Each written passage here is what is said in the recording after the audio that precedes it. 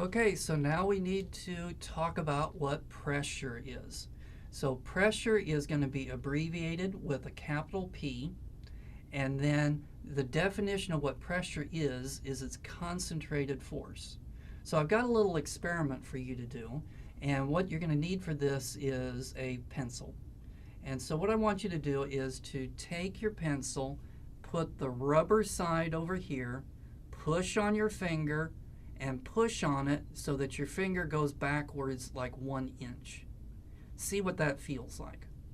Okay, now I want you to take your pencil, turn it around so that you got the pointy end, push against your finger so that it goes back again about 1 inch, and notice what it feels like. So do you notice it's more painful when you push with the pointy end compared to the rubber end? So why is that true? Well, the definition of pressure is it's going to be a force divided by an area. So pressure P is equal to a force divided by an area.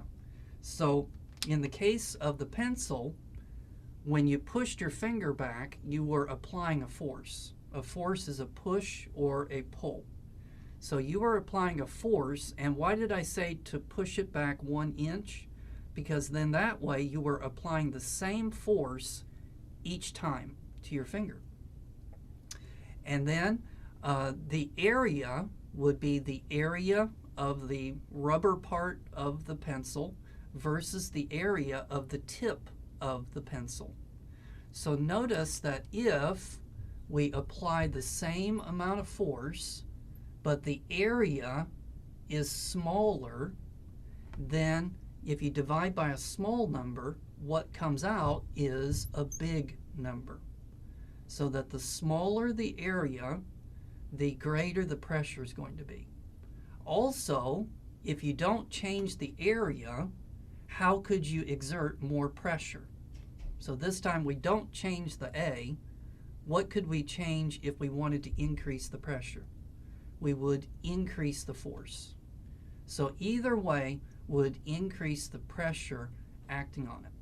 So the official metric unit for force is called the Newton, and then the official metric unit for area would be a square meter. So the unit for pressure is called the Newton per square meter. Now we're interested in atmospheric pressure. So the pressure caused by the air of the Earth, the atmosphere of the Earth. So what's going to be causing it? Well, it's going to be the force of the air that's on top of us. So that would be the weight of the air that's on top of us. So that would be all of the air multiplied by gravity. And so the gravity is pulling all of that air down on top of us. So that means that air has a certain weight. And that's what the F is going to be. The area would be the surface area of the Earth.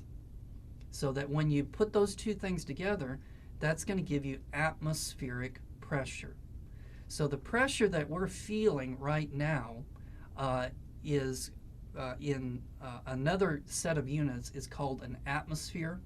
And so we're feeling a pressure of 1 atmosphere at the surface of the Earth.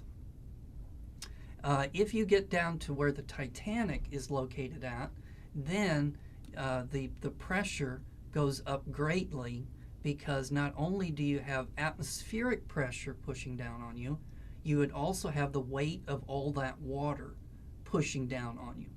So that the pressure down where the Titanic is at is much, much greater than the pressure that we're feeling right here on the surface of the Earth.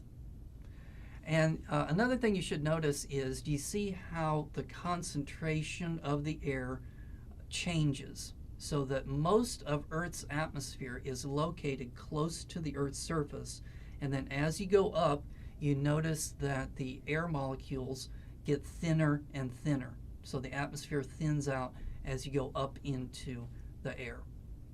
So that is what causes atmospheric pressure. Okay, let's take a break. When we come back, we're going to talk about what is the Earth system.